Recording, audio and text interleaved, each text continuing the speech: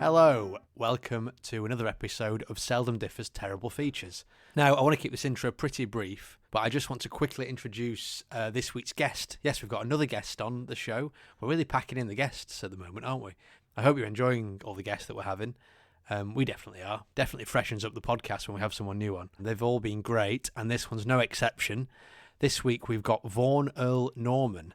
Now, we met Vaughan when we were doing some bit parts on Vic and Bob's Big Night Out a few years ago. And Vaughan was there, kind of following in the footsteps of Matt Lucas as George Dawes, and Charlie Chuck as Uncle Peter, and Dan Skinner as Angelos Epithemiou, playing the sort of weird guy sidekick to Vic and Bob. And I won't say too much more because we kind of go into how he came to be in that position, playing that part, and it's a very interesting story. I hope you enjoy this. It's a really funny episode. Vaughan is such a funny bloke. Also one of the biggest bullshitters I've ever met in my life, as you'll maybe hear. And yeah, I won't say too much more because I think it's just get on and listen to it. Quick plug for Sketchwell Healing, which is a night that we sort of help run. I mean, really, it's run by comedian Lou Taylor. But, you know, we help out a bit. I make the poster, I make the slideshow. And most importantly, we are performing new material at every one of these Sketchwell Healing events. The one on 31st of January, next week, it's probably sold out, but I'm plugging it now just in case it isn't. There might be still a chance to get some tickets. And if not, there'll be another one in about a month and a half or something like that. And as I say, we're going to be down at every one of these, frightening ourselves by doing new material every time. And that's at the Bill Murray in Islington. So that's everything, I think, that I want to say for now. Hope you enjoy the show. Here it is. Vaun Earl Norman. Thanks. John, do you know how me and Ryan met? I don't know how you met. How did you meet? Are we recording? Is this on? Yeah, we're recording. Yeah, I guess so, yeah. Just keep going.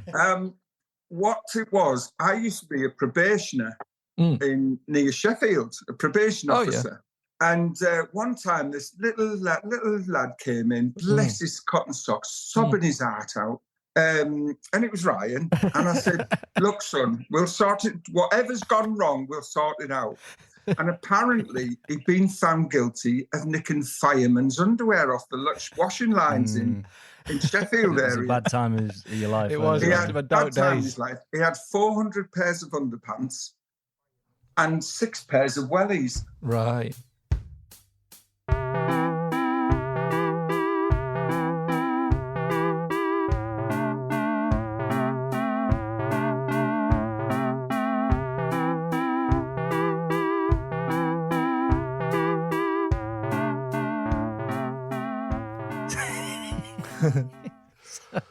So, guys, you know that Michael Crawford used to do all of his own stunts. Oh, yeah. Yes. Some others do have them. Some others do have them. Some classics, you know, falling off down a roof. One of the ones that I remember quite vividly was when he was on the roller skates. Do you remember when he was... Yeah, and grabbed back of the bus, yeah. Yeah, amazing. You know, considering his character doesn't seem like the kind of guy that would do his own stunts, does it? But that's surprisingly skilled for such a klutzy character in a way. Do you know what I mean? Yeah, that's true, because he is actually. I suppose just very lucky. I do a really good impersonation of Frank Spencer. Oh, Do you? Do you think we could hear it, or I don't know. would you mind? I'll try. I don't want to put you on the spot. I don't want to put you on the spot. All right. Did you know this, Matt, that he could do this? Or Betty, the shitting cat's fucked up the carpet with a big shit. It's like he's in the room. it's like he's here. Is that any good? And the to way you? you skated into camera then, Vaughan. Yeah, I know. It's incredible. The listeners can't Ooh, I can do loads. see it. Well, it was just a thought that I had earlier. Like, so he did his own stunts. Now, I wanted to ask you lads. First off, if you were a star of TV or film, you know, which you know, in some ways you are, but would you do your own stunts if you were asked? Do you think you'd be capable or be up for it? You know, would you have the heart?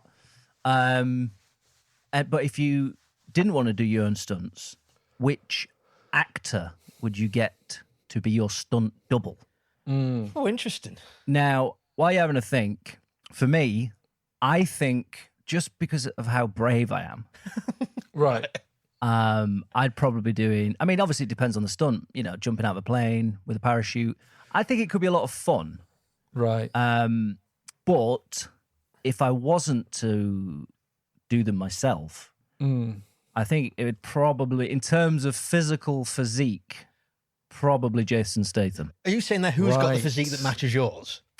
I feel like if you were to cut, so I'm running down a bridge. I've got some mobsters after me, and I've got to do a jump while doing a forward roll, and then landing safely on the ground with a Glock in your hand. With a Glock, of course, Vaughan, of course, with a Glock. Yeah. And then when I jumped, you cut to Jason Statham, maybe from a little bit of a distance, right, and then cut back to me, kind of landing on the grass and getting up again. I think you could get away with it. There's only one problem with that, is that Jason Statham is a tiny man.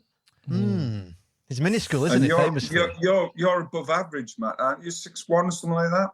Yeah, 6, I'd say. And Jason Statham's what? Is he like 4'2" or something, or is it even less? No, he's not. He's not your Ronnie Corbett. Right. But he's sort of like 5'7". Oh, I know a guy who's 5'7", and his name is me. Oh, really? So maybe I'd have Jason Statham. Okay. Ryan, honestly, for you, Tom Cruise, come on, it's easy. It's a good point, and he does his own stunts, doesn't he? To be fair, though, I think I would be able to do them. Not that I'd be able to. I'd want to give it a go. I'd want to get my hands dirty. Do you know what I mean? Yeah, okay. So you would give it a crack then? Definitely. Yeah. I think it's part of the fun. That's a good point, actually. Yeah, Tom. I mean, talk about a safe pair of hands. Yeah, Vaughan, I was thinking for you, would you want to give it a crack, depending on the stunt, Do you know what? Dr. Theatre, Dr. Stage is something that I suffer with. Because I will have a go at literally anything. Yeah. If the lights are up and the makeup's on, but seriously, yeah, I would. Yeah, why not? Yeah, you want to give it a crash. I've got two people in mind. Yeah. Now, if they would have conveniently had a baby, like 40 odd years ago, right, it would be that son would be ideal. But it's basically,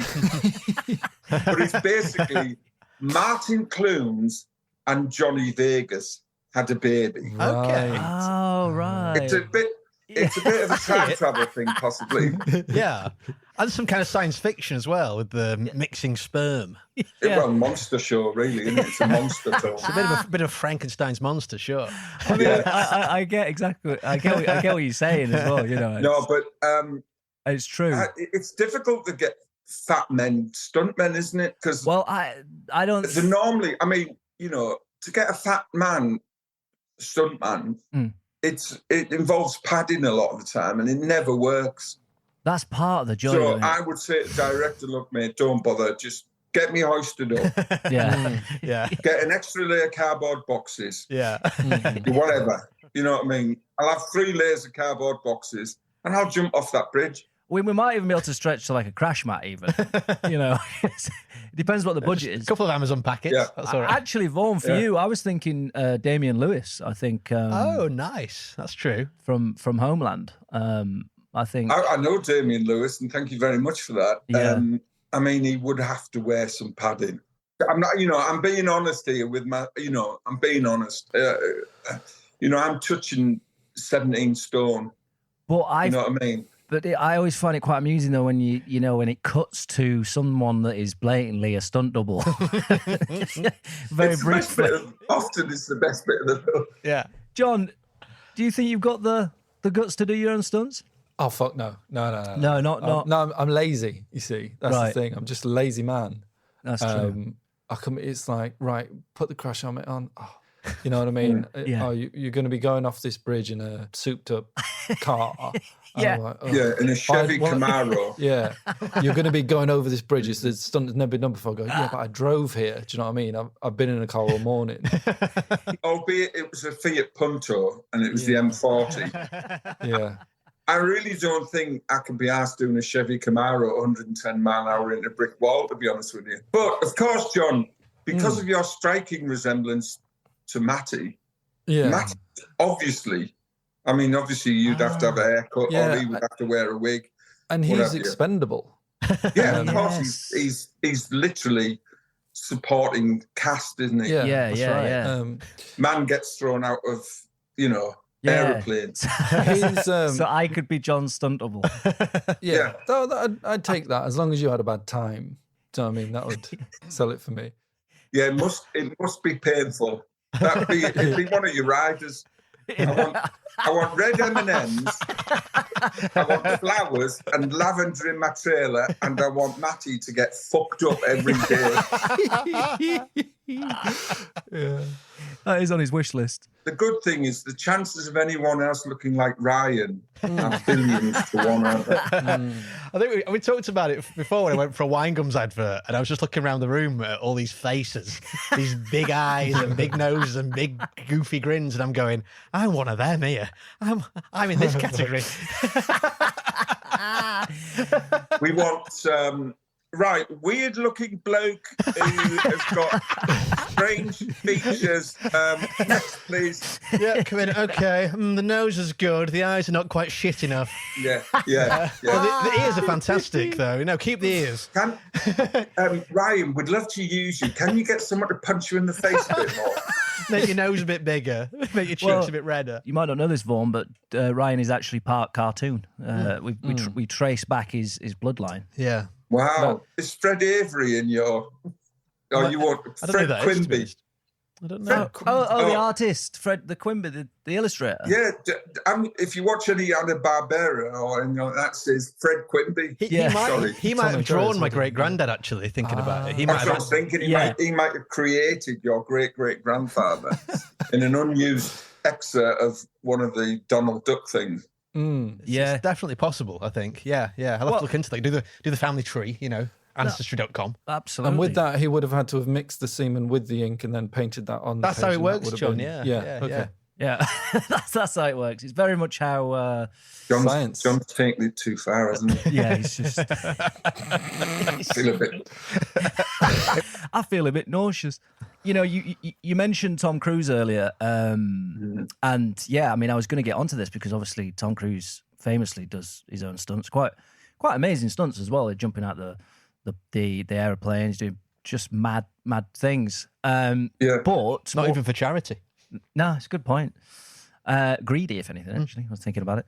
But we if people may have forgotten, but to the listeners who we'll get around to saying hello to soon, Vaughan, you actually played Tom Cruise. I played Tom Cruise, yeah. Of course. Vic and Bob's Big Night Out. Yeah, on Vic and Bob's Big Night Out. The strange thing about that was I managed to get hold of Tom Cruise's people. And I said, look, I'm playing Tom in a comedy show.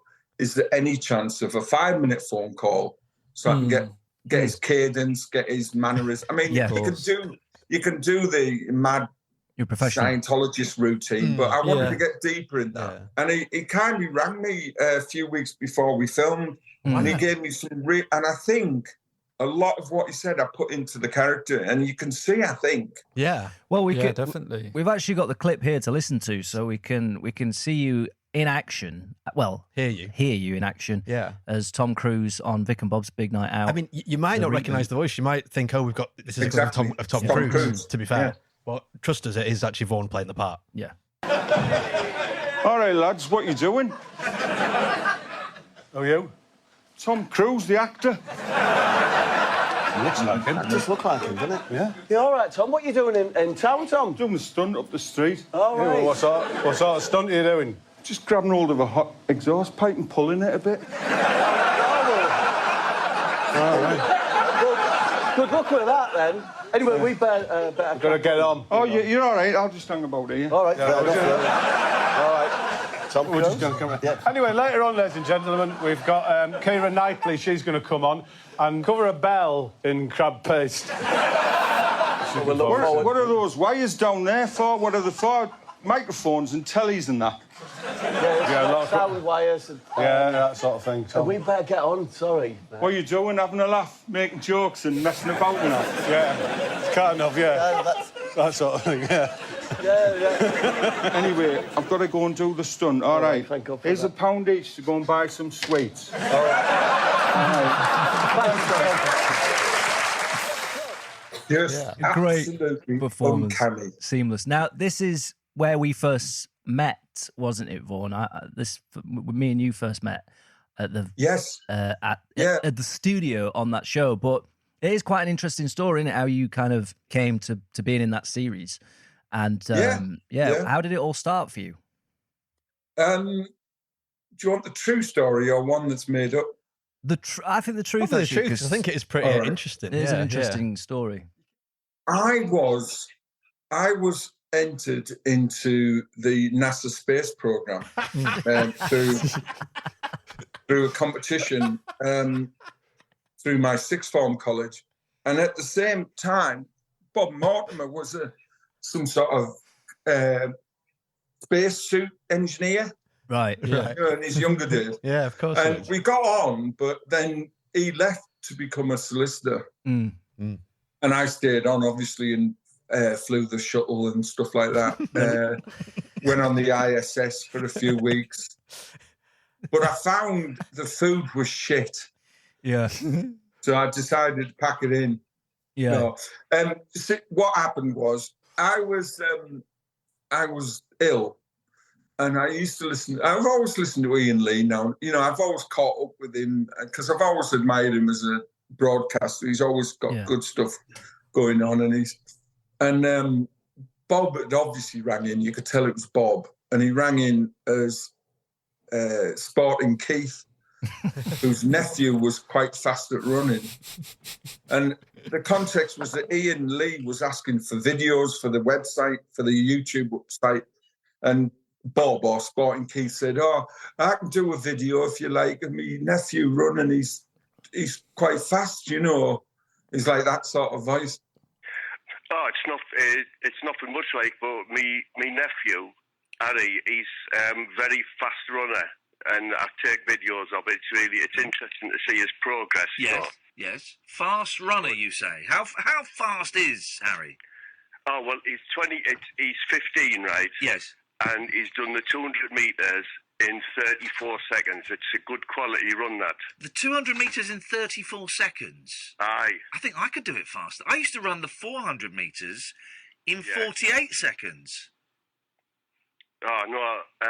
Well, it's in his year group, he's third or fourth best. And then, and then the next night, for some reason, I decided to ring in.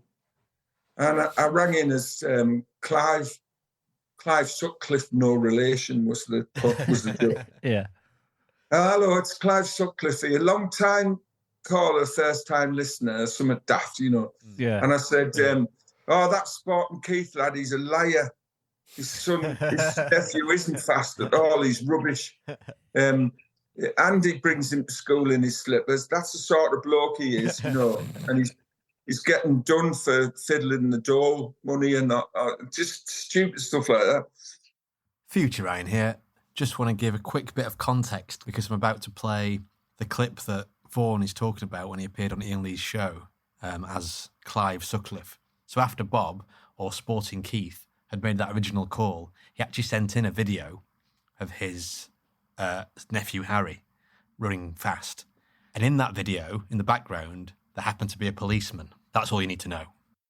Yeah. How you doing, Ian? Doing very well, Clive. Oh, good. It's nice to talk to you on the radio finally. I'm a long-time listener and a first-time caller. How long you been listening for? About 47 minutes. Wow, you really are a long-time listener. You must be one of my biggest fans. I'd like to just talk about Keith and his slow nephew, Harry. Well, very fast. He's not a daft kid. He's not a daft kid. No. He's just a slow runner. Well, have you seen the video, Fast Running? Yeah, and I've used top forensic apps available free on the web. Okay. And I can prove without doubt that film is speeded up. Okay, what makes you say that? Well, if you notice, the policeman's hat wobbles quite fast in frames, between frames 37 and 87. Yes. And it's unnatural. Yes. And a Bobby's helmet wouldn't flutter that fast. Right. Naturally. Hang on. So what you're saying the movie is speeded up. Yes, to show Harry moving quicker than he would naturally. Like I say, a Bobby's helmet would not move that fast. And you'd had no contact with Bob before this, or Iain Lee or anything. You were just a listener at home, and you know. Yeah, I was just a listener at home, and whatever. I mean, obviously a massive fan. And you're not particularly worked in comedy at that point, am I right in saying? No, yeah, you were just ringing in for a bit of fun, something to do. Just ringing in, bored, funny, and and it's where I met John actually at the same time, because he rang in as Pat Riley.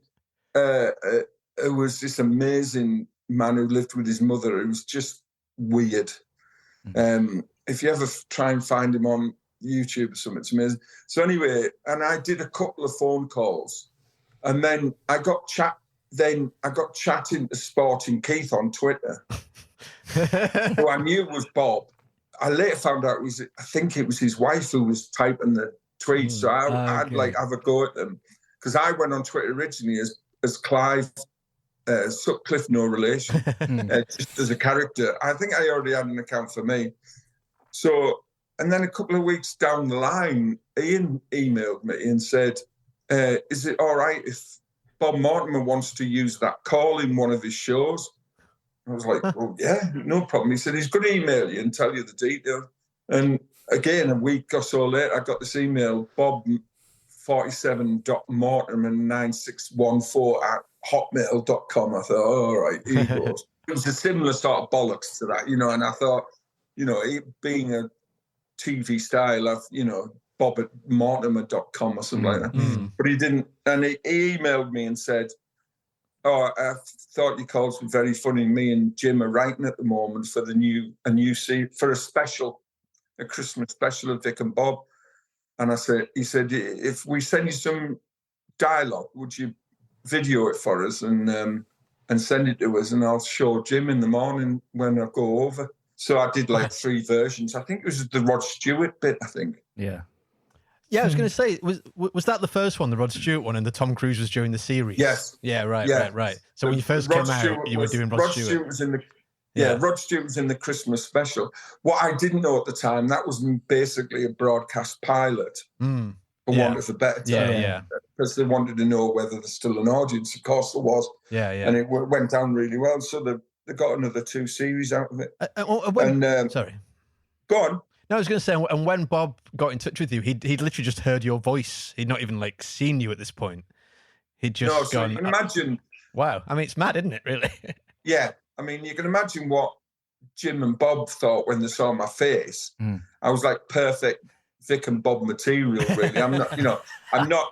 Over the moon. I'm not unaware of what I look like. You know what I mean? So anyway, So I end up doing Rod Stewart as an audition.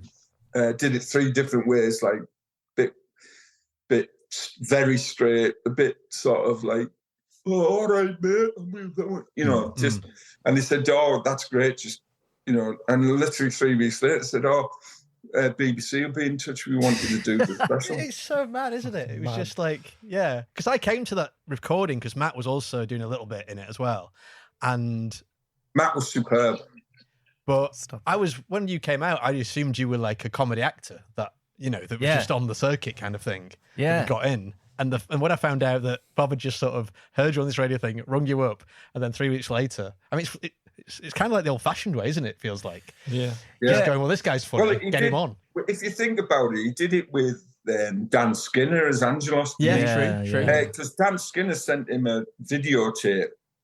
Yeah. Not a CD or DVD, a videotape. And wrote a shitty note saying, here it is, Mortimer, get me on the telly or something like that.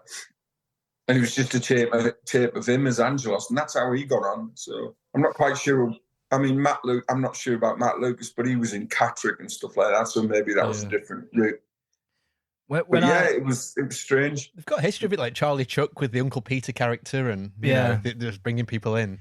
Well, I thought Vaughan was like a professional comedian of sorts. But like initially, you would like seeing the performance and stuff. I was like, oh, he's great, like very natural. Maybe just because you're not as thinking so much about how you're coming across or delivering. You've just gone to have a laugh and do some daft stuff. But when I went to the green room initially, I think it was just you there. And I kind of sat down. I was like, "Oh, this must be like a Bit real." nervous. But yeah, I was like nervous to be there. Like, "Oh, who's this guy? He looks the part."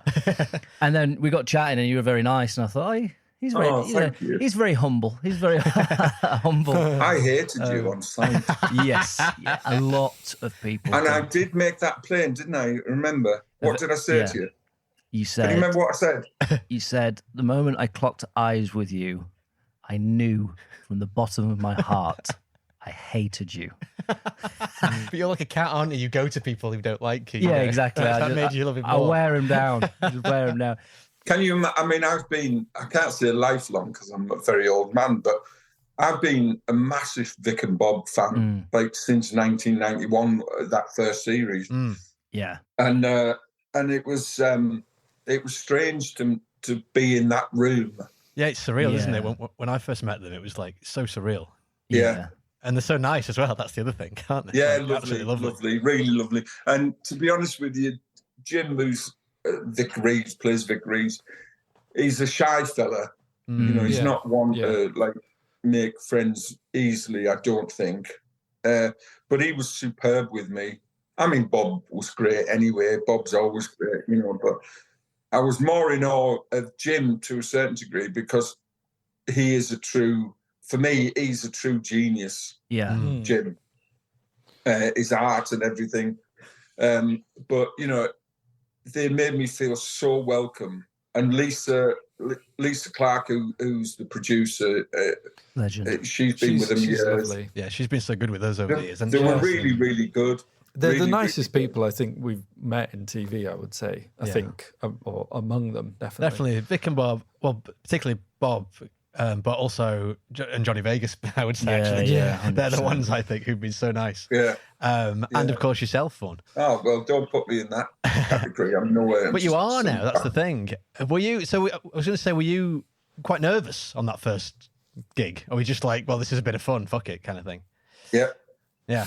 I never had any nerves. Really? Nice. That's amazing. I never had one bit of nerves during the live recording, during rehearsal. I was a bit nervous in rehearsals when I started bringing stuff to the table. Right, because some of the stuff was sort of not scripted. You were improvising some stuff and bringing. Yeah, improvised. I improvised a bit, and the great thing about them was if one of them laughed or both of them laughed, they said, "Yeah, do that," or they'd say no.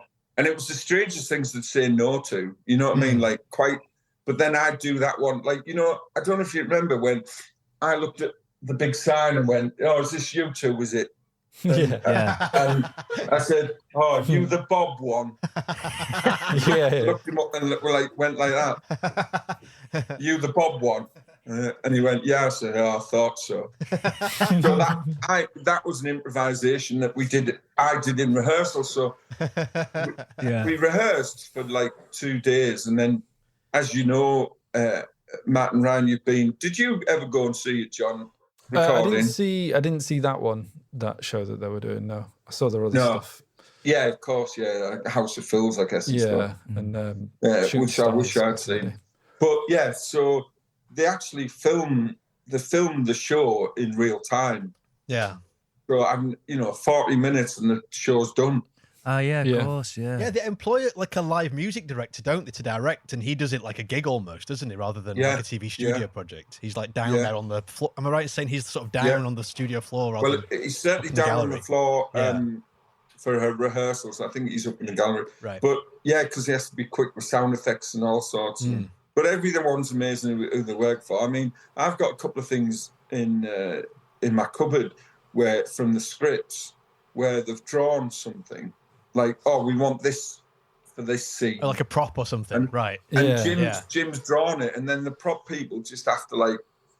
Right, we've got to make that. And then, but they're amazing because it comes out exactly how they want. But do you remember sorry, because one of the episodes, it was they wanted I don't even know if they used it in the final cut, but they wanted a horse on stage because he gets the torch out. He's like, let's have a look, and he shines the torch under the horse to take a look. And you're like, that's hilarious, obviously on paper. And but getting a horse into that particular studio, Right, yeah. and then just trying to get it onto stage. So there was a horse, sorry. Yeah, it was a real. Right. They brought a real horse. Right, Yeah, they brought a real horse. There's a real horse there. But he wouldn't. The horse wouldn't step that far, would it? That was it. So onto stage. So it wouldn't get onto the short. It's a very small stage No, as well. just isn't it? wouldn't Yeah. go, and they just it just wouldn't go. Right. And they were like, well, we can't force it. And I don't think it even did. Because I was going to say I don't remember that, but maybe I just don't remember it. But also, No, it perhaps it wasn't never in. made it. Right? They got a wasn't in. horse down to the bloody Covent Garden and didn't even make it in. And they had a Because they were shining it and saying, "Oh, look at that!"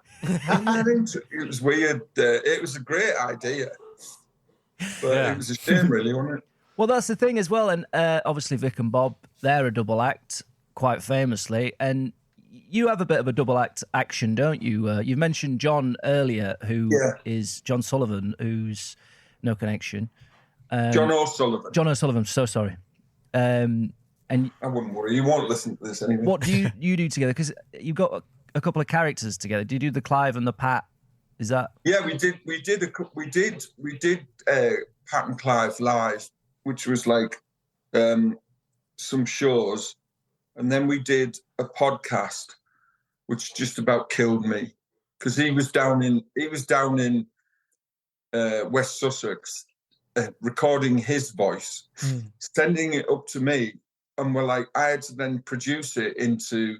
We were in a car or a caravan. Right, I see, right. See.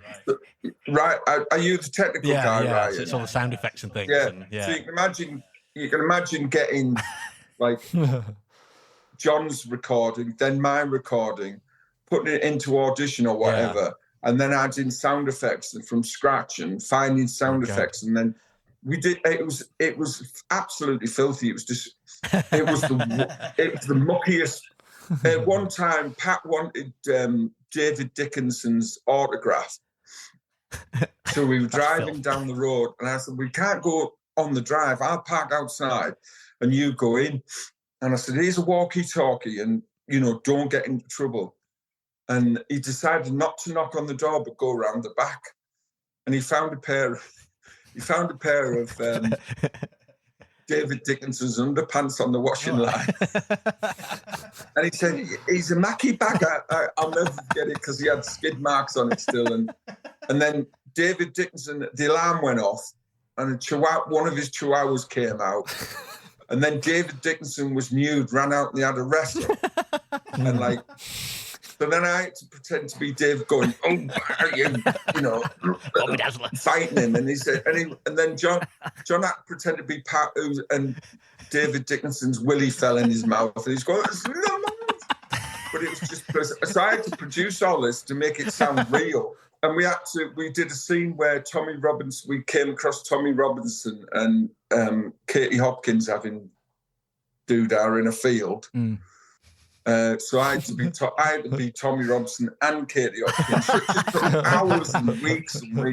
I'll try and send you some links somewhere.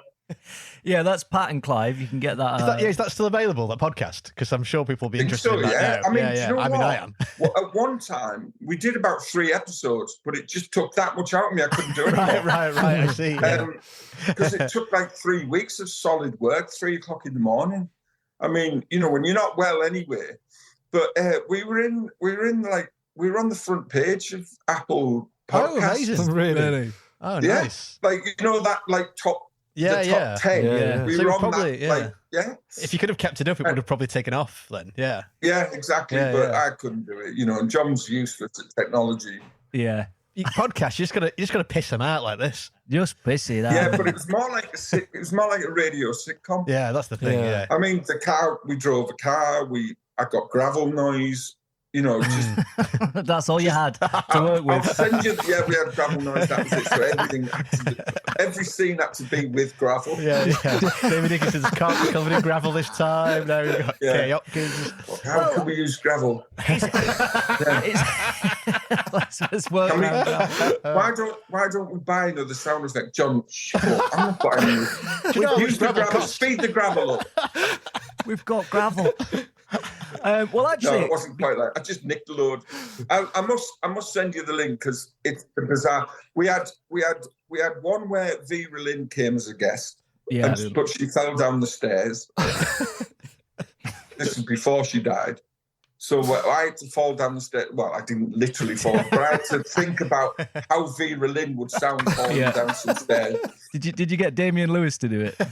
No, we literally paid Vera Lynn to fall down the stairs. Amazing, yeah. Do you know what? I was going to do a warm-up quiz on Vaughan, actually. Oh, really? Yeah, well, just all this... because of the double acts, Vic and Bob, and of course Vaughan's in a double act, and I was going to do a quick double act quiz on Vaughan to really get his juices flowing. But go on though. No, nothing. We can do that for sure. I was just going to carry on. Just say how it's nice now after the Vic and Bob thing. You're kind of doing comedy. Yeah, it's sort of started a new sort of career for you through that chance interaction with Bob. It's it's amazing. And I've been in a few. I don't know if you've seen me. I've been in a few BBC sitcoms, and I was on the MASH Report. Yeah. I was in the other one last year. So I'm getting bits and pieces. The trouble is, it sounds really bad, but I'm not that desperate. Right. I'm not 23-year-old who's living with his mum and wants to buy a flat, or I'm in London struggling to pay rent and I really need that job. I hope I get it. I hope I get it. So I just go, my agent just sends me stuff and I say, or I'll go, all right, I'll give it a go. Yeah, nice. And it's just for fun, basically, right? Yeah, because the income level is ridiculous. There's nothing. Nothing that's right home about. No, but you enjoy it. But it's fun, isn't it? And I do enjoy it. And, we're writing stuff and we're doing stuff. I'm doing stuff with someone else, a lass called Lucia. We're trying to get her character, who's like this Middlesbrough lass, who's like... Yeah, I think I saw a taster you did actually with that, on YouTube. Was there a taster you did? Yes. Yeah. That was it. It was good, It was called Taking Care. Yeah, that's right. And it was a play on the words, taking care, because of course you've got to take care of yourself, be careful. But then you've got to think about taking care of others. And what I wanted to do, because I've been disabled, I am literally disabled for a good few years now. I've seen how people, when I was a go-getting executive, with my BMW 3 Series and my slick Marks and Spencer suits. So, I've seen, and nobody would assume that I was disabled. And then I suddenly became unable to walk very far, having a blue badge and, going from literally hobbling along in a walking frame to now, I can walk a bit. But I've seen the opinions of people have of disabled people. And that means then I've got an insight into, and what I wanted to do was show something where the disabled person or the vulnerable person is actually the strongest out of a lot of them.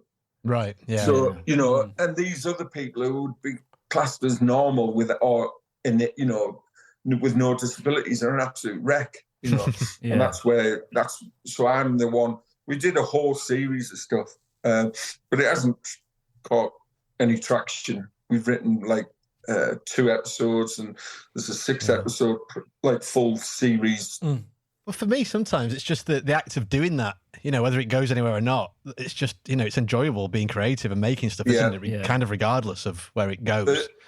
The trouble is, I'll be honest with you. The trouble is, I'm white. I'm middle-aged, or I'm ginger, so I do. You've got that. There is that. Got something. I've got the ginger and I've got the disabled. Yeah. And I do dress as a woman now and again, but that's only for comedy. Yeah. But yeah, I don't get, it's not the target that money's going to at the moment, unfortunately. And that's quite rightly to a lot of degree. So it should be going to people who haven't had a voice before. But it's not very nice when you come later and your voice isn't wanted. You know what I mean? Yeah. I'm not, like you say, I really don't care that much because I'm quite relaxed about it. But it would be nice to be able to put something together. I just find it a bit. It's a serious point. It's a serious point to some degree, but I find commissioners and TV companies and streaming services try and chase this demographic who don't watch telly. My son's 21 this year, he doesn't watch telly. He just doesn't watch it. Yeah, what's wrong with aiming a programmer to 35, 45-year-old? Yeah, for example. And 35 and slightly older. And beyond. You know. I'm 57 this year, believe it or not. Really? Bullshit. Yeah.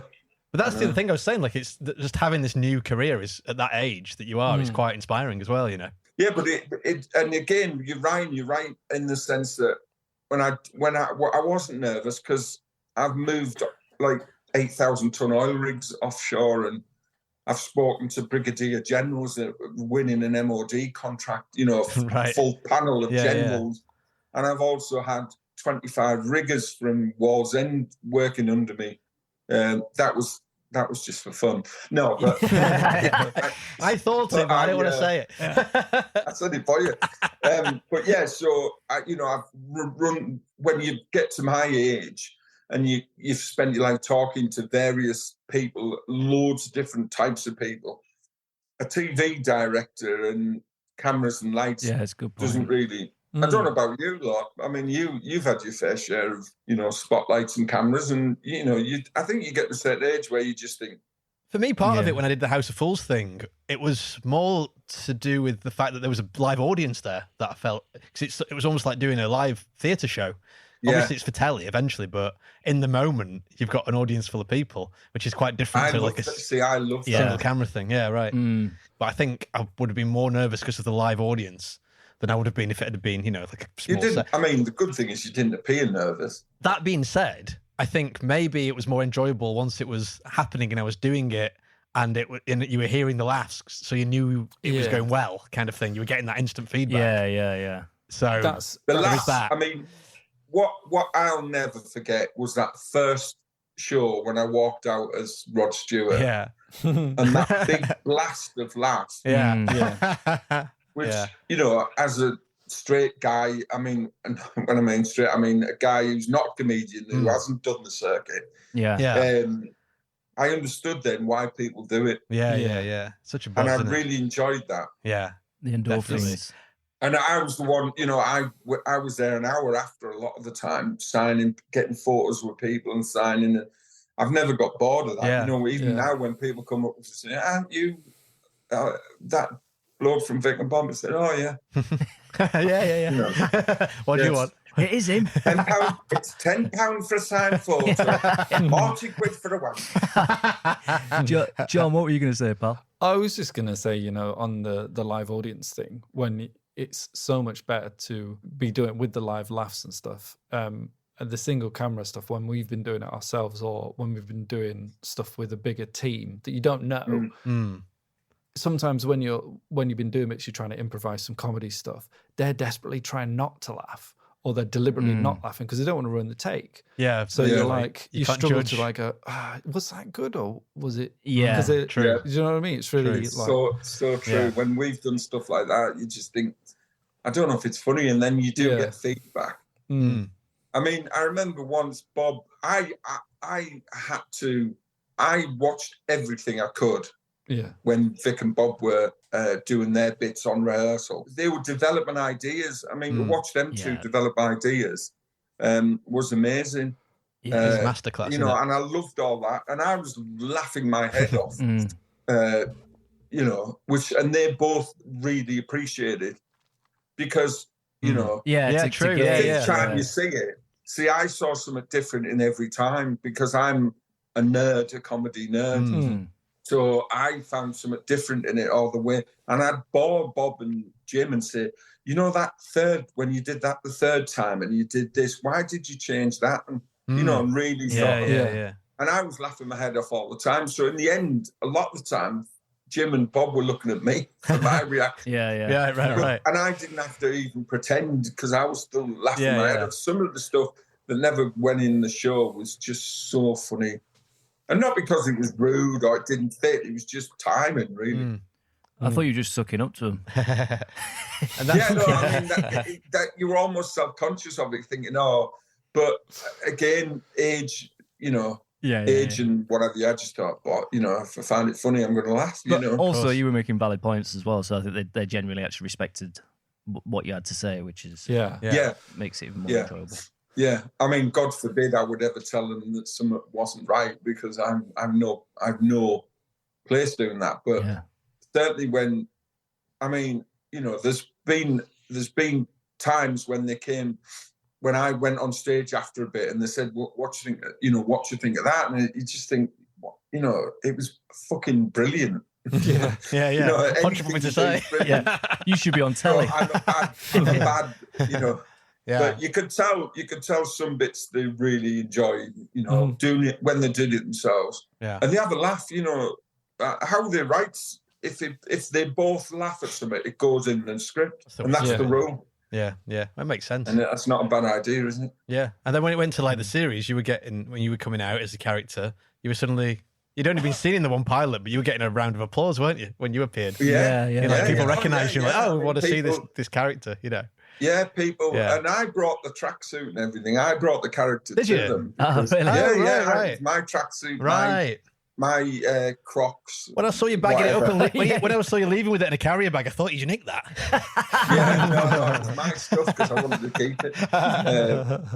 But yeah, so it was, you know, I formed the character really. Amazing. But only on the back of the script they sent me. So I would never disparage or say anything that they didn't create the character, because they wanted a Borough lad to talk about being Rod Stewart or simple as that, really. And if you know their script was just that good and funny, it was easy. So Matt, you were saying you have a quiz about double acts, do you, or just something? Real quick, just to get you in before we pull out the wheel. Before we start the podcast, before we start the podcast, before we introduce ourselves. Yes, before we introduce ourselves, I just want to give you this real quick quiz, Vaughan, because obviously you're claiming to know everything about double acts. They don't have to be. I'm in one, aren't I? So. Exactly, that's it. That's the link. They don't have to, as tedious as it may be, they don't have to be comedy double acts. That's what I'll say. And I'm going to give you a clue, and then I just want you to give me the name of the double act, and we'll run through. I will have to push you. It's a quick one. So let's see how we go. Have we got any quiz music, Brian? I can put something on. Yeah, you sent me this before. Let's see how it is. Here we go. Okay. Are you ready, Vaughan? Yeah. He won't sell many ice creams going at that speed. Markham and Wise. Correct. Added a female touch to a male-heavy comic strip. French and Saunders. Correct. Bud and Lou. Costello. Yeah, and the other one? And Abbott. Abbott and Costello, yes, correct. Rook Soup. Rook Soup. Rook. I know it. Yeah. John, do you know? Mighty Boosh. That was John in the background. That was actually Not the Marx Brothers. That's Duck Soup, isn't it? No, it was the two Ronnies. Right. Of course, yeah. Loved Up Bank Robbers. Loved Up Bank Robbers. I'll give you a clue. These are not comedians. Oh, okay. Oh. Vaughan? Got it? I've got it, Ryan. Bonnie and Clyde? Bonnie and Clyde is correct. Here we go. Sons of the Desert. It's a tricky one. Laurel and Hardy. Laurel and Hardy, correct, Vaughan. A canny pair of TV kings. Oh. Okay. Forget this one. A canny pair of TV kings. You're from your neck of the woods. Anton Deck. Anton Deck is correct. Moving swiftly on. Holy porridge. Batman and Robin. Yes, you got it, Batman and Robin. To me. To you. To me. Yes. It's the Chuckley Brothers. Of course. The Crow from Below. Oh. That's, The Crow from Below, Dove from Above. Vic and Bob. It is Vic and Bob. Well done. Nice. Actually, to be fair, you did very well there. About 7 or 8. What was the answer to the Rook Soup? The two Ronnies. Rook Soup. It was. It'll be one of those sort of wordplay things, won't it? The Rook, where they go to the restaurant and it's Rook Soup, Rook and cheese, and they've oh no, I haven't. All on the menu, and he's going. You got this? No, it's out, and it turns out they're out of Rook. That was respectable, though. You got most of those. That was very respectable. FUNEX. FUNEX. VFX. Well, What's that? FUNE ham. Was it FUNE ham? Yeah. That's good. They're just FUNEM. Oh, right, in letters. We have we have What is that? V- 2 Ronnies? Yeah. 2 Ronnies, yeah. Very bloody clever. Do you feel like you're greased up now, Vaughan, and you're good to kind of, we'll get the feature wheel out and we'll have a quick feature before. Go on then, yeah. Yeah, Why we're not? up for it. Okay, before I get the wheel out, I must say thank you very much for downloading this podcast. Oh, thank you so much. To the listener. If you've stuck with us this far, and I know we've not said hello yet, thank you so much for your patience. We've got good old-fashioned Ryan Howes on the show today. Hello, Ryan. Hello, thanks for having We've me. got Sir John Patrick Hello, everybody. up there, and a very special guest today, Vaun Earl Norman, to give you the full The title. 12th Earl of Stockton. 12th Earl of Stockton, a.k.a. Buttery Clive, a.k.a. Rod Stewart. Tom Cruise. Okay, Rod Tom Stewart. Cruise. So thanks so much for coming on the show, by the way, Vaughan. Now, You're welcome. we should. I don't know if you said you've listened to this podcast a couple of times before, Vaughan. We pull out a feature wheel. I suppose you've never seen it in the flesh, but today you get to see the feature wheel. So without further ado, Ryan, please reveal that wheel. Oh. Hey, there it is. Now, of course, it's under the cloth there. As you can see, it's under the big cloth. So what do we Big do now, cloth. John? What do we do now? That's- I can actually see the sparkles out of Yeah. Well, That's just a sparkly cloth. That's just a sparkly cloth. Yeah, it's unbelievable. We should take it off, actually, John. we should take off that cloth. That cloth. What about that? Whoa, look at that one. Look at that What do you one. think? What do you think, Vaughan? How I mean, with all due respect, it's not like millions and millions of listeners that she's got. Yeah, So how on certainly earth not. can you afford Yeah, to get such a prop made? Is it? I a mean, lot of people ask A this. lot of investment Yeah. from a lot of inheritance, basically, came into a lot of money when I had Silent partners. some grandparents that died, and I've put Yeah. all of that into the wheel. Fred could. I've invested it all in the feature wheel. Ryan makes a fresh wheel every week. Yeah. So, I think it's important. It is important. It's that we call it the Fred Quimby money. Yeah, exactly. It came from him. Fred Quimby money, yeah. Yeah. It'll be his Hanna-Barbera royalties coming through. And as you said, it's very sparkly this week. I've Yeah. gone for a very sort of light entertainment kind of vibe, a sort of almost beautiful. a sort of 90s quiz show vibe. I love that. A very Ryan. sort of Ryan, yeah. are those inflated condoms around it, or are they balloons? I thought you'd never ask. Right. Yes, they are. Good question. They are Wow. all of different flavours. So you can give that one a little lick Yeah. there, Matt. I'll just What do you think? What's that? The yellow tikka one. masala. That's the right. That's Ooh. right. Yes, Yeah. very nice. I got the curry special. Yes. Multi-pack. That one on the bottom right is ribbed for her pleasure. It is. Do you want to have a little? I'll have the taste of that. It's not flavoured. Oh yeah, that just It's tastes sort like. of rubbery. Yeah, Just yeah, yeah. spermicide. Just tastes like spermicide. I was Yeah, going to yeah, say. yeah. Is that, Just tastes spermicide. I think that was Bit of fun. that one's inside out. So yes, I've surrounded. It's a sparkly wheel. It's got stars. It's got moons. It's got glitter, and it's surrounded, as you say, by curry flavored condoms. Yeah, and also Inflated. you've got Les, Your a pleasure. mural of Les Dennis there, of Bob Monkhouse, of all the TV All the greats. stars. Wait, But- it's all the Family Fortune show. So I've got Bygraves, I've got Yes. Kay, and I've got Gino. And what's his name from Bolton's there? Vernon Kay. Vernon Kay. That's what I said. He was. Is that what you said? I listed him. Yeah. I'm so sorry. Yeah, he said that. He's on the Korma. K. He's on the Korma balloon. Korma, For right? I K, got you. K for Korma, of course. Exactly. Yeah. All right, Mull- go on, Mullen. no, not Mullen. It is. The Monkhouse is on the madras. Monkhouse is on the madras. Dennis is on the dial. Yeah. You know, Oh, you they get it. match up as well. That's get the it. thing. You don't pick, he spends all week doing this one, and I tell you what, it's worth it. But Ryan, it does look good. I feel like them condoms might slow down the rhythm of the wheel, but I sometimes I have doubt. But you've never proved me wrong so far. So does it still spin? Oh, there you go. Whoa. thank Look at it goodness. go. Johnny's hit me in the face. Bloody hell. So the lubricated this. Yeah, no, it's Genuine or genuine? lubes in my eyes. Ooh, Yeah. genuine Are you or all right, genuine? It's a classic. It Back is a from the classic, dead. I've not heard it in ages. Thick slice. Have we had that this series? I'm at all? not sure we have. Genuine or genuine? Maybe not. And we have it. It's a much loved feature, but Didn't it come up when we had another guest on? Oh, maybe not. no, I Actually. don't think so. Oh. No. Didn't Shirley Bassey pick it Well, we've when had. she was on? Funny enough, we've had Shirley Bassey on. She sings some of Yeah. our jingles. Yeah. But yes, but not this one, unfortunately. But not this one, no. John presents this feature, and it's probably best that he explains how it all works for him. Of course, I will. I'm genuinely excited, as you see. Let's just play the jingle first, please, and that explains all.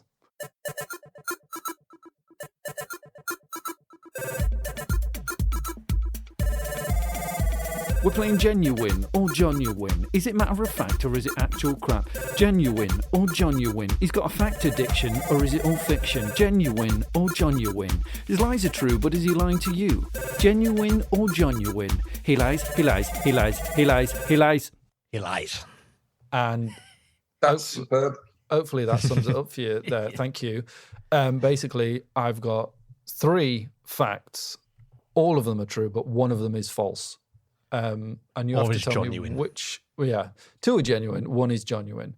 In terms of pants at the moment, John, in terms of pants down, do you think through this... Are you saying this is the first time it's come this series? I think it's the first time. Yeah, so maybe our pants are all... Because sometimes John has our pants down with this, and sometimes we have his pants down, depending, you know. But I think we're just wearing... Waist height. They're just on at the minute, I think. I'm not certain, we'll have to check, but I think the belts are intact. Because Go on, Vaughan, you got a question? Sorry to interrupt. I'm not wearing anything under... like below. Okay. It's more metaphorical what we're talking about, but that's good to know that you don't have any pants on. Literally. Well, the thing is, I'm trying a new. I'll let you know. I've got really severe eczema. Oh yeah. And I'm trying this new thing I saw on QAnon. Great forum if you want cures. Right. It's toothpaste, bleach. Right. Toothpaste bleach. And strawberry jam. Oh, okay. Right, that makes sense. The jam makes it. It looks awful. It looks like an accident. But I'm hoping. That's all I'm saying. The funny thing is, it looks worse and feels worse than the eczema itself. But yeah, must be a nightmare. But it distracts you from. But it distracts. Yeah, exactly. Yeah. The searing pain, the itchiness, and the incessant fluid build-up tends to take my mind off the eczema. Yeah, well, that's good because I get eczema on my fingers sometimes, so I might give it a go. But John, you were saying, but the thing that I just want to mention to Vaughan about this feature is sorry, John. It was just the fact that because some features we're against each other, like working against each other. But the nice thing about this one is that we get to work as a team, and that's what I love about it. I love working as a team with my friend Matthew, and also it's fantastic today to be working as a team with you, Vaughan. Yeah, well, it really is. And do you know what? I've just started vaping recently, and I find that if I vape lots and lots, and never change the filter, over time, I get all these, candy floss flavored vape juice goes through this filter, toffee and banana banoffee pie, and it all comes up. And over time, I get this almost crystallization on the filter, right? And that there, if you just put the end of your tongue to it, that is probably as sweet as you are, right? Oh, that's nice. That's all and Vaughan as well. And Vaughan. Yeah, that's so nice. What do you mean that? Because sometimes I go down to DFS, the sofa guys. Yes. And I purchase not 1, not 2, not 3, not 4, not 5, not 6, not 7, but 8 chairs, settees, and it's actually a 7-piece suite. Ooh. And that's how sweet you are to me. You're a 7-piece suite. Oh, thank you. How sweet are we, Vaughan? To you, if at all. Well, I reckon you're that sweet, all of you, that you actually stevia. We what? Sorry. Sorry. Stevia. Stevia. Is it before it's our time? An artificial sweetener. But the thing is, it's that strong that one drop would make like the whole thing sweet. Just delicious. Yes, they are. It's like 1,000 times sweeter than sugar.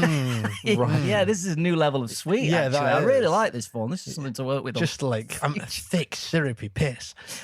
Yeah. Okay, John, we're excited to play. I had that once, but it wasn't stevia.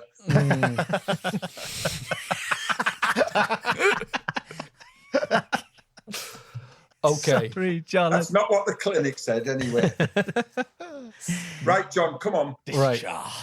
Fact number 1. Waiting. Fact number 1. Oh, here we go. Here we go. Here we go. We're going to listen here. Right. We're going to listen carefully. We don't want John having our pants down. Yeah. Cameron Diaz went to school with Snoop Dogg. Okay. Cameron Diaz went to school with Snoop Dogg. Probably similar age. Could be. Can I ask if it was the same year that they were in, or is that too much to ask? She was 2 years below him. Oh, 1 year, actually, I think. Yeah, 1 year. Cameron Diaz and Snoop Dogg the same age? That sounded like he was thinking on his feet, lying-wise, just then, if I'm honest. But, we'll see. Just initially, what you sense there, do you think that's... Well, the trouble is, it doesn't sound right. No. But that's, if they're the same age or similar, Snoop Dogg looks older than her because of all the weed. Sure. But I cannot believe that an OG from Compton that's what would it be is. going to school at the same place as Cameron Diaz. Well, Cameron Diaz was 21 in 1993. Okay. That almost sounds stalkery. Yeah, it's weird. Information. I know why you're saying that, because she was 21 in The Mask, which was her first feature film, which came out in 1993. Yeah, she's retired, isn't she? She has. I'm going to say that's genuine. Well, we'll see, because we've got the other options. Right. So we'll see. I do apologise. No, it's okay. But for now, this feels genuine, and it kind of does to me too. But this is how he gets us. Yeah, I know. This is how he gets us. Here we go. Fact number 2: zebras can only see in black and white. It's too good to be true. Another bullshit, I believe. I buy that one though. Animals see in black and white, don't they? Dogs. Yeah, I mean... No, dogs can see colour, but they can't see certain colours. Oh, is that right? Right, is that okay? Yeah. So they couldn't commentate on snooker, for example? Yeah, I think they'd be able to spot the reds, but the yellows and the blues, forget it. So all these pictures I've seen of dogs playing snooker, it's all a crock of shit. Yeah, exactly. Yeah, that's a great They don't know what's going on that table. The thing is, Matt, they're playing pool. Oh, so they know the spots and stripes. They can see shapes. Right, they can see shapes, of course. But the red and yellow English pool, they won't be able to play. Yeah, good point. No. I would suggest that a lot of prey animals only see in black and white. And I'll tell you why.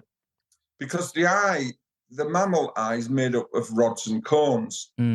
And these are the cells that are in the back of in the retina. Now, one of them sees light very well. The other one sees colour. Now, unfortunately, with my adult brain, I don't know which is which. But obviously, a prey animal would want to see light, because a lot of the predators hunt at night. Right. So they want good night vision. Yeah. So I'm suggesting that could be true. I love that he's brought science to the table. I love this, like actual That was skill. like, I love when there's some intelligence. This happened with Annie McGraw when she was on. Yeah. She had some intelligence that helped us a lot. Yeah. I remember. Because we don't know anything. I'll go for my third fact, and then I'll go into a little more detail on these. I'm looking into your eyes. Vaughan is staring in John's eyes, trying to read him. John gets rattled when there's a clever guy in town. Fact number 3. Lenny Henry is a doctor. What kind of doctor are we talking? Dr. Jokes. He has a PhD. It's not like one of these honorary ones that you get when you've He done well does in have life. an honorary one. Okay. He does, but he also has an actual PhD. In medicine? No. Interesting, because maybe he does, but he did start very young, didn't he? Like he was doing comedy at 16, 17. Yeah, so then to have Opportunity Knocks won it. One of them. So to have started his career, being like taken off in comedy, and then gone, no, actually, I'm going to stop this and become a doctor. Well, then Russell Brand did a similar thing. I'm pretty sure he did. Yeah, something like that. you can do it on the side, can't you? And become a doctor. It doesn't mean you then go into that particular. I mean, it's greedy, if anything. But John, can you come on again? Because you're not on my screen. Sorry, here I am. Look into my eyes. Vaughan's now put his glasses on. Beautiful pair of glasses. They're nice, aren't they? And, they are nice. Staring at John. He's trying to read him. It's got an almost like lilac tinge. He's going to struggle. Lovely. He's going to struggle. He does not give away a lot. The old. Yeah, he doesn't. You're right. He's a good bloody liar. Yes. Well, I know what I think of that fact. With the. Do you want me to tell you? Lenny Henry. Yeah, go on. Yes. Yeah, go for it. It would also destroy No, it's not true. It's not true. Well, it's not true. Oh, really? You think it's not true? So just to be clear, these 3 facts, 2 of them are true, and one of them is genuine. 2 of them are true. 2 of them are genuine, and one of them is genuine. So this is where it gets tricky. You see how he gets into our minds with these. But John, you say you've got a bit more information on the facts. No, 2 true, 1 genuine. Yeah. Go on, John. Yeah. Yeah. Snoop and Diaz, 1 year apart. Do you know what school this was? Was it the Hood? Well, Long Island is where Snoop Dogg and Cameron Diaz are both from. Long Island. New York? Yeah. So?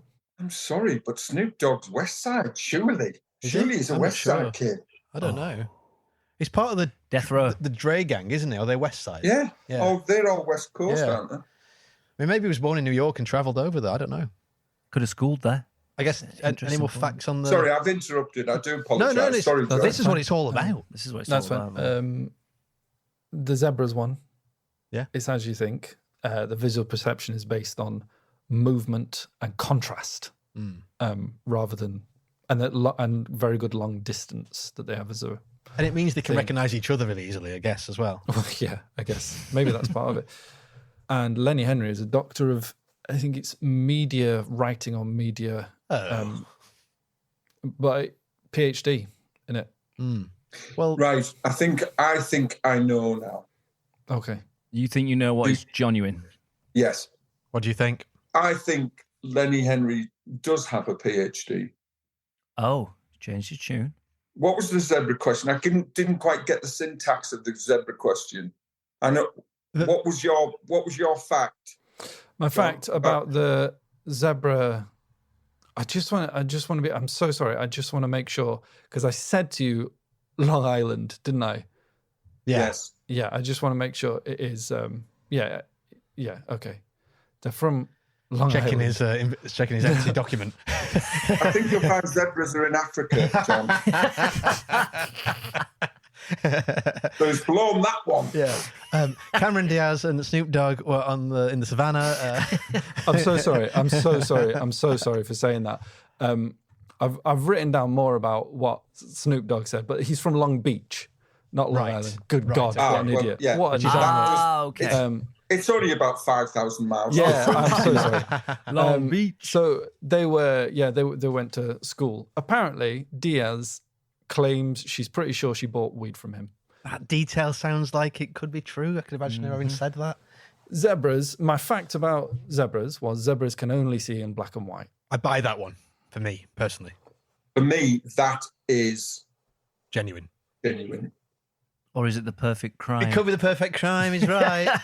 Okay, we're gonna have to make a decision. Yeah, there. let's say that's genuine. The zebra one. And John, Lenny Henry has a PhD in media studies. And Cameron Diaz did not go to school. So we're going for that. Yeah, that's what I would go for. So we're saying Snoop and Cameron Diaz. I feel like Snoop Dogg is quite a bit older, to be honest, than Cameron Diaz. So perhaps it's the Lenny Henry one then. No, I think that Snoop Dogg didn't go to school. So that's the fake one because I think he's quite a bit older. So okay, cool. More than 5 years, I'd say. All right, let's lock it in then. We need to lock something John, in. we're locking it in. Okay. Question number 1: Cameron Diaz and Snoop Dogg went to school together. We think is genuine. I can tell you that the genuine fact, the one that is not true, is that zebras can only see in black and white. No. The perfect crime. The perfect crime. The perfect crime. The perfect crime. He was talking about cones and rods and all sorts. He was blinding us with science. It was this. What I should have realised, the zebra was a pathetic attempt to try and black and white. Yeah, zebras. Well, you know what I mean? I should have thought. I didn't quite realise how devious he was. And now do you see how? Well, your pants are already down. We know that, Vaughan. But now so are mine and Matt's, and we're going to be slapping on some. What was it? Absolutely, John. Give us the details, mate. Talk to us. What happened?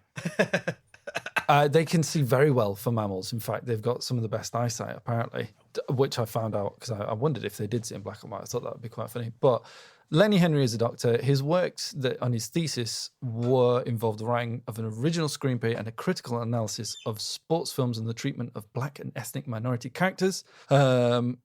What age was he when he did that? Sorry, go on. Quite recently he did it. Right.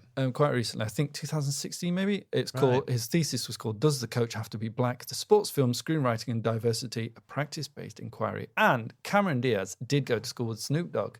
They were more like acquaintances. They weren't close friends, but he says he recognized her obvious charisma.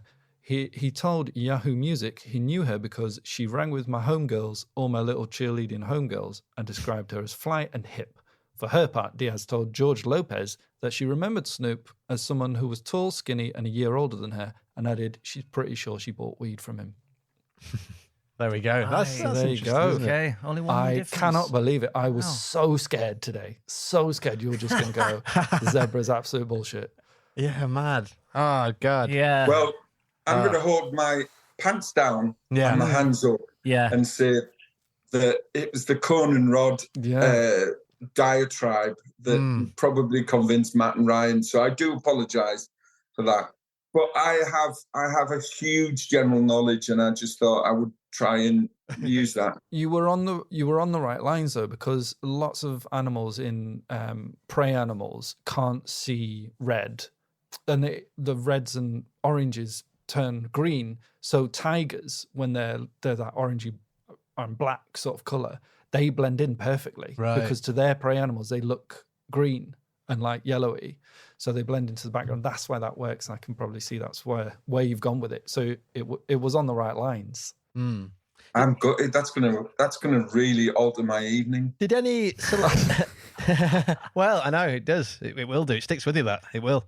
Now listen, John. Fair play to you. You've got through. You didn't crumble when Vaughan was staring into. It was a close stare. Your eyes. Fair enough. Our eyes met. They did meet. Yeah, that's a big fact. I penetrated him. Absolutely penetrated him. Wow. Now, Ryan, I know we've barely had the wheel out, but we've had a wonderful chat, and I'm not sure if there's actually time for another spin of the wheel. I don't think so. I think we've got a solid ep there. Yeah. I think we can pop a few of the Johnnies if you want for a bit of fun. Yeah. Can I do it? Give one a pop. There you go. What's that one? What flavour was that? Did you get a gist of it as it popped? I've got a guff of the Madras actually. There you go. Yeah. That's nice. Spicy that. Mind your eyes. Yeah, I do like that. I'm actually not going to pop anymore. Can you save the Jalfrezi condom for me? I will do. I'll send it in the post up to. Whereabouts are you actually? Where are you based? I'm currently in LA. LA. I get it shipped over to LA. You can share it with Snoop Dogg and Cameron. No, I'll be back over. I'm just finishing the new series of the new Game of Thrones prequel. Oh yeah, right. What are you playing? Well, I'm negotiating with Netflix, but it's because Sky haven't taken this other prequel, and it's about a guy who trains dragons. Oh. Right. Perfect. That sounds similar to another film franchise. Yeah, apparently there's a cartoon version, but I'm playing one of the dragons. Right, I see, of course. And is that you in a costume, or are you just doing the voice, or are you going in prosthetics, getting made up to look like a dragon? No, a lot of it's motion capture. Yeah, it's right, of course. These days. Of course. It's motion capture, but I am doing there is a lot of AI work as well. Right. Obviously. So it's you sort of ping pong balls all over your face and that kind of thing. Yeah, and I'm also going to the Stanislavski Dragon School in Pebble Beach. Completely method. And it's tiring because you strap wings on. Yeah. You have to have, and the tail. I mean, it's all operated by others. Puppetry and stuff like that. But you've got to still wear it. So I'm just finishing that. I've got 3 weeks left on that. That's amazing. And then I'm joining and then I'm doing 2 years in Emmerdale. Oh, great! Yeah. I'm playing Paddy's simple uncle. Perfect. Nice. It's the perfect role. Paddy, are you a vet? Have you killed a tortoise?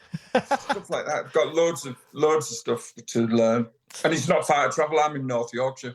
Oh, that's perfect. That's perfect. So so once you get back from LA, there'll be a. Do you want me to leave it inflated or do you want me to deflate it? But there'll be a jalfrezi condom waiting for you. Yeah, don't stick a pin in it because I was going to. Yeah. Okay. Fair enough. Re-roll it up. Yeah. Okay. I'll try and untie it and just let the air out and send it so you can use that. Give it a rinse. To your heart's content. Thank you very lovely much. stuff there to end the show on. Thank you so much. Hey, listen, did we say, can we have a quick game of Who's at the Door? I'll tell you what, it's time for a game of Who's at the Door. I don't know if you've heard this before, Vaughan, but... Let's have a game of Who's at the Door. Who's that? Who's that? Who's at the door? Who's that? Who's that? Who's at the door? Who's that? Who's that? Who's at the door? It's a mystery. So basically, Vaughan, I'm going to get someone outside to knock on the door, and I just want you to tell me who is at the door. You can't see them. You can only hear their knock. Will there be a clue in the knock? Who knows? But I will say this. Today's show, there are 2 people at the door. Yeah. And of course, if we don't guess who it is, then they can't come in. They can't come in. But if you guess it right, they can come in. So there's 2 people. I'm genuinely nervous about this. Okay. Yeah. A lot of people do get like that, to be fair. It's tough. That's the thing to remember. Here we go. Are they connected, these people? Are they 2 random people? No, I'd say they come as a pair. Do you know what I mean? It's a general theme. Okay. So, who is at the door? I'll do the knock first. I'll ask for the knock first. Okay, take it away.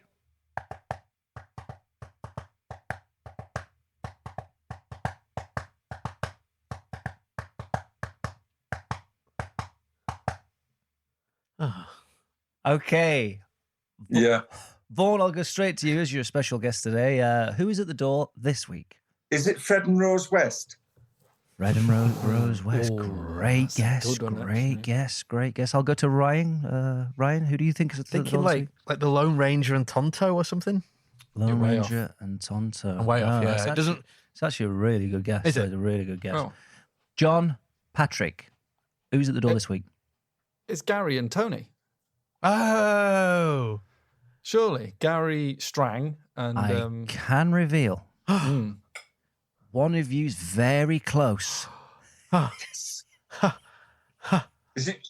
I really hope it's yours, Vaughan. It is Gary and Tony. It's what? Gary and Tony from Men Behaving Badly. They're in. I can't believe I've done it. Oh, wow. Actually in. Now, Vaughan, the exciting thing here is... They never come in by... They never come in. 91 episodes. I think we've had 3 people that have come in. So, well done. Can you do the knock again so we can hear what John, it is? I can get him to do the knock again, yeah. Hold on 1 second.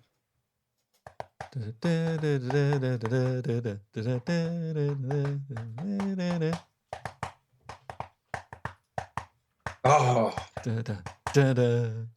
Well done. That's a shame because they're such fun guys. It'd be lovely to meet them. No, they can come in. Well, they can come in. We just get it's finding the lock for the door now because they never come in. Here we go. Here they are. Thank you so much for. Well done.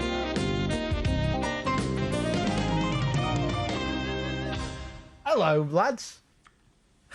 You all right? I'll tell you what's weird. What? The fact that there were 7 dwarfs, but none of them were called short arse. That is a good point. No, that is a good point. That is a good point. Great. They're gonna stay for a cup of tea. They're really. I can't wait to really kind of lager probably. I know it yet. Rather, actually, lager. Forget the tea. Forget the tea. But I bet they'll like the curry. They're on it. The curried condoms, won't they? Oh, they'll love that. They'll be pissed off already knowing that. Love curry and fags and lager. That's what they love. Well, thank you, Vaughan, for coming on the show today, mate. Thanks so much. You're very welcome. It's been a lot of fun. I've really enjoyed talking to you, and I hope so because I'm like I say, I'm not a professional podcaster or comedian or actor. I do it for a bit of fun. It's just a bit of fun. But technically, you are a professional now. You know, I hope I've been worth having on. 100%. And I hope that you can edit some useful out of the shite that it's great. Yeah, about it. We'll do a follow up. Ryan will probably get in touch with you with a few follow up things to sign. You know, stuff that you can't bring up later on in court, and if there's anything that you'd want removing from the episode or anything like that. But no, it's been great. if you want me to ADR Fred and Rose West out, I can. I'll just ADR it. That's the only thing you want to ADR out. That's what you said. And well done, Sir John Patrick. There, he managed to guess who was at the door this week. You've got to give him full credit for that. He's on fire today. He's good at the knocks. He's good at the knocks, but he's a percussionist, so maybe he's true. It. Wow. I am literally going to go to a zoo now. Yeah, and stare. And ask a zebra. What colour can you see him? No, I'll just show them a red card and a green card. Vaughan, don't be stupid. You don't get zebras at zoos. What? Do you? Yeah. Zebras at zoos? Yeah, you get a zebra at a zoo. No. There's several at Edinburgh Zoo. Is there? Flamingo Land. Flamingo Land, yeah, I've seen a zebra. Right, I'll take back that joke. Well, it's a wonder you will see them, John, you being a prey animal. No. Oh, is that nice? Because I'm a predator. Oh, Hooray! And it's a scoop. You've heard it here first. Vaun Earl Norman is a predator, and he will be being investigated. And listen, Ryan, good old fashioned. Let's not forget, mate. Thanks so much for your contribution today. And listen, I have been mattskillington.com, the brand, and I do want to leave you with this today. And this, I've got to say, if I'm being completely honest, this is pretty bad, this week. I want to give you this sign off, lads. I will leave you with this. Double trouble, squeak and bubble, zippy and bungle, I'd love to cuddle, Delboy and Rodders, Cannon and Ball, Noel and Blobby, should I name them all? But what about the trios? But what about the trios? John, Ryan and me, though. Like Neapolitan ice cream, you always want another bowl.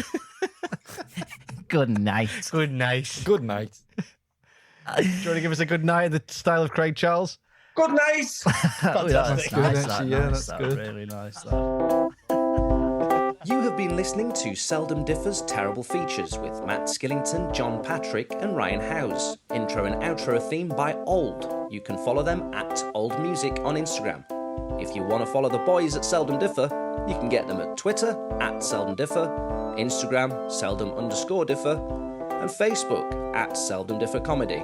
You should also subscribe at Seldom Differ on YouTube. Thank you to Luke Collins at Appley Bridge Studio for his additional audio work. And thank you to all you Patreon subscribers. If you're interested in supporting us, then go to patreon.com/Seldom Differ. And there you can donate as little as £1 a month, that's 25p an episode, that's not too bad, to £3 plus a month, which will allow you access to all of our bonus material. Please do give us a 5-star rating and a review. We'd be unbelievably grateful. Thanks for listening.